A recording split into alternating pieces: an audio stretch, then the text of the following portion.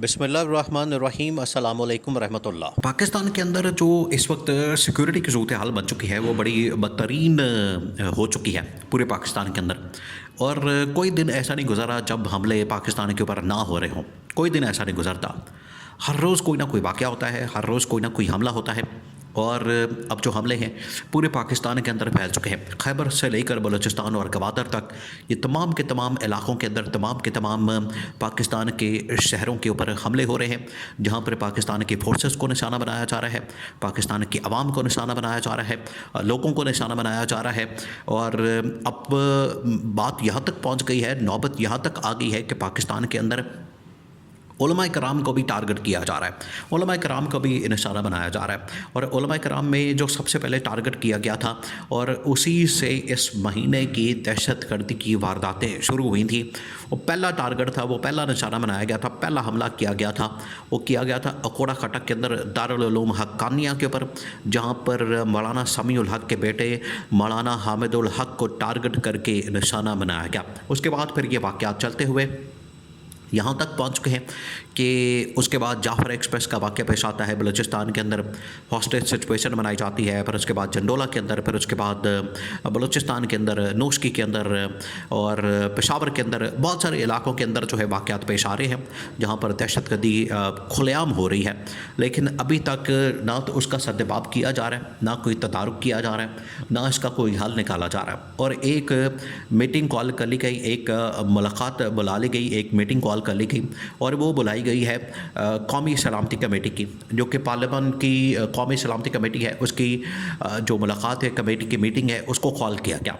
अब दो चीज़ें हैं, ये बड़ी अहम तरीन डेवलपमेंट हुई है। दो चीज़ें हैं, एक तो ये कि पहले ये कहा जा रहा था कि हम तो इस मामले के ऊपर एपीसी बुलाएंगे। एपीसी कहते हैं असल में ऑल पार्टीज़ कॉन्फ्रेंस को, कि हम तो एपीसी बुला लेंगे, ऑल पार्टीज़ कॉन्फ्रेंस को बुला लेंगे, एपीसी बुला के ऑल पार्टीज़ कॉन्फ्रेंस बुला के तो वहाँ पर जो है तमाम की तमाम चीज़ें रख देंगे। एपीसी असल में ये होती है कि आपने तमाम के तमाम सियासी जमातें जो कि पार्लियामेंट का हिस्सा भी नहीं है, यानी पार्लियामेंट के अंदर वो पहुंची नहीं है, पार्लियामेंट के अंदर उनका वोट नहीं है, पार्लियामेंट के अंदर उनकी नंबर गेम नहीं है, वो तमाम के तमाम जमातें एपीसी के अंदर शिरकत करती हैं और उन्हें बुलाया जाता है, उन्हें कॉल किया जाता है, उनको दावत दी जाती है और उनके साथ भी मशवरा किया जाता है, उनकी भी तजावीज़ ली जाती है। ये होती है एपीसी। लेकिन पहले जब एपीसी की बात हो रही थी, उसके अंदर पीटीआई ने कहा था कि हम एपीसी के अंदर नहीं आएंगे, एपीसी के अंदर नहीं जाएंगे। और ये देखिए इमरान खान का डर और खौफ भी साथ साथ चल रहा है, जहाँ पर पाकिस्तान में जो सिक्योरिटी की सूरत हाल है, सियासी मुआशी सूरत हाल है, इतनी ख़राब हो चुकी है, वहीं पर इमरान खान का डर भी साथ साथ चल रहा है। पीटीआई ने यह फ़ैसला किया था कि हमने एपीसी के अंदर नहीं जाना जितनी देर तक इमरान खान को रिहा नहीं किया जाता, इमरान खान को छोड़ा नहीं चाहता और इमरान खान को बाहर नहीं निकाला जाता। और पीटीआई ने ये डिमांड की थी कि अगर इमरान खान को छोड़ दिया जाए, रिहा कर दिया जाए, इमरान खान को बाहर आने दिया जाए और यहाँ तक कि इमरान खान को ही एपीसी के अंदर शिरकत की दावत दी जाए। पीटीआई की जो नुमाइंदगी है वो इमरान खान खुद करेगा। पीटीआई की नुमाइंदगी जो है वो इमरान खान बजाते खुद अपने ख़िताब से करेगा, उसके लिए किसी और को आने की ज़रूरत नहीं, उसकी जगह कोई और आके बात नहीं करेगा, उसकी जगह कोई और आके तकरीर नहीं करेगा, बात नहीं करेगा, तजवीज़ नहीं देगा, मशवरा नहीं करेगा। तो अब पीटीआई ने ये दो टुक अंदाज में फ़ैसला सुना दिया था, जिसके बाद ये गवर्नमेंट को और इस्टेब्लिशमेंट को यू टर्न लेना पड़ा।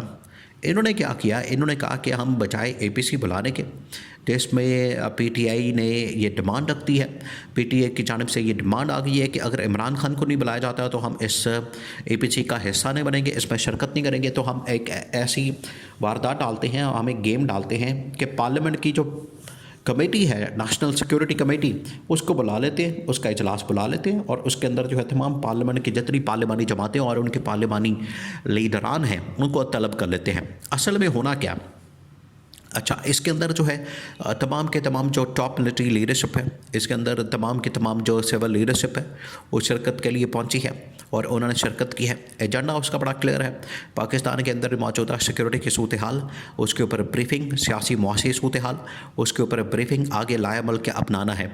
असल मामला ये है कि इस्टेब्लिशमेंट अब कुछ ऑपरेशन करना चाहती है, इस्टेब्लिशमेंट आगे कुछ ऑपरेशनल मामला चलाना चाहती है, जिसके लिए उन्हें मंजूरी चाहिए, जिसके लिए उन्हें अप्रूवल चाहिए। क्योंकि एक तो वैसे ही गवर्नमेंट जो है वो इतनी वो गैर ज़िम्मेदार हुकूमत है। हुकूमत के पास मैंडेट नहीं है, हुकूमत के पास आवाम की सपोर्ट और हिमायत नहीं है, आवाम की इस वक्त उसके पास तायद नहीं है, आवाम का वोट नहीं है। एक तो उनके पास ये मैंडेट नहीं, जिसकी वजह से हुकूमत कोई भी ज़िम्मेदारी लेने को तैयार नहीं। उनको पता है कि अगर हम ज़िम्मेदारी लेंगे तो इसका मतलब है कि सारी की सारी ज़िम्मेदारी हमारे ऊपर आ जानी है। और दूसरा, अगर हम इजाज़त देते हैं ऑपरेशन करने की पाकिस्तान के किसी भी हिस्से में, तो उसका मलबा भी हमारे ऊपर गिरेगा। तो इन्होंने क्या किया, इन्होंने कहा कि एपीसी पहले को बुलाते हैं। एपीसी के अंदर इमरान खान ने शर्तें, पीटीआई ने शर्तें बहुत ज़्यादा रख दी। फिर इन्होंने कहा कि हम पार्लिमानी जो इस वक्त कौमी सलामती की कमेटी है पार्लियामेंट की, उसको बुलाते हैं, उसका इजलास, और तमाम पार्लिमानी जो लीडर्स हैं उनको वहाँ पर बुला के तो उनसे हम अप्रूवल ले लेते हैं, उनसे अंगूठा लगवा लेते हैं और उनसे साइन करवा लेते हैं। तो अब वहाँ पर पार्लिमानी लीडरान को बुलाने का मकसद ये है कि अगर किसी भी इलाके के अंदर, किसी भी स्टेज के ऊपर, किसी भी मामले के ऊपर ऑपरेशन लॉन्च करना है तो उसकी अप्रूवल ली जाए तमाम की तमाम सियासी जमातों से, जिसके अंदर पीटीआई भी शामिल हो, नून लीग भी, पीपल्स पार्टी भी, और पार्लियामेंट के अंदर बैठी हुई तमाम की तमाम जमातें, ताकि उन्हें इस हवाले से ऑन बोर्ड लेके या उन्हें अपने साथ मिला के, उन्हें अपने साथ ज़िम्मेदारी में शामिल करके। देखिए, हुकूमत की ये आप नालायकी और हुकूमत के डर और खौफ की अलामत यहाँ से ज़ाहिर होती है कि ये कोई भी काम ख़ुद से करने के लिए तैयार ही नहीं होते हैं। इनके अंदर इतनी हिम्मत नहीं, इनके अंदर इतनी जुर्रत नहीं, इनके अंदर इतनी काबिलियत नहीं, इतनी अहलियत नहीं कि ख़ुद से ये कोई ज़िम्मेदारी लेके ख़ुद से ये कोई काम कर सके। जब भी इनकी जानिब से कोई इस तरह की बात होती है तो ज़िम्मेदारी कभी पीपल्स पार्टी के ऊपर डाल देते हैं, कभी इस्टेब्लिशमेंट के ऊपर डाल देते हैं, कभी पीटीआई के ऊपर डाल देते हैं। तो इनके पास सिर्फ अब यही बचा है कि अपने ऊपर ज़िम्मेदारी पड़ने नहीं देनी, अपने ऊपर ज़िम्मेदारी इन लोगों ने आने नहीं देनी और दूसरों के ऊपर ज़िम्मेदारी डाल देनी है। इसके अंदर भी इन्होंने इसी किस्म की वारदात डालने की कोशिश की, लेकिन ये बहुत बड़ी मीटिंग कॉल की गई पाकिस्तान की सिक्योरिटी की सूरत हाल को सामने रखते हुए। और यहाँ से एक चीज़ और भी साबित होती है, यहाँ से ये भी अंदाज़ा लगाया जा सकता है कि पाकिस्तान किस हद तक, पाकिस्तान की जो सूरत हाल है किस कदर बिगड़ चुकी है, और उसमें चांसेस बिल्कुल भी नज़र नहीं आ रहे कि पाकिस्तान में कोई बेहतरी आ सकती है, पाकिस्तान के अंदर कोई इम्प्रूवमेंट हो सकती है। क्योंकि सियासी तौर पर, मुआशी तौर पर और अब सिक्योरिटी के लिहाज से भी पाकिस्तान जिस स्टेज पर आ गया है, पाकिस्तान जिस फेज़ में दाखिल हो चुका है, पाकिस्तान जिस मकाम पर आ गया है, जिस लेवल पर पहुँच गया है, अब यहाँ से पाकिस्तान के लिए सूरत हाल बड़ी ख़तरनाक हो सकती है। अगर तमाम सियासी जमातों को इकट्ठा कर लिया जाए, उनको मिला लिया जाए, उनको एक प्लेटफॉर्म के ऊपर इकट्ठा किया जाए तो बेहतरी आ सकती है, वरना पाकिस्तान के लिए तबाही और बर्बादी आगे मुंतज़र है। ये बड़ी ख़तरनाक सूरत हाल है। इसको बेहतर करने के हवाले से, इसको ठीक करने के हवाले से, इसको आगे इम्प्रूव करने के हवाले से तमाम सियासी जमातों को इकट्ठा होने की ज़रूरत है।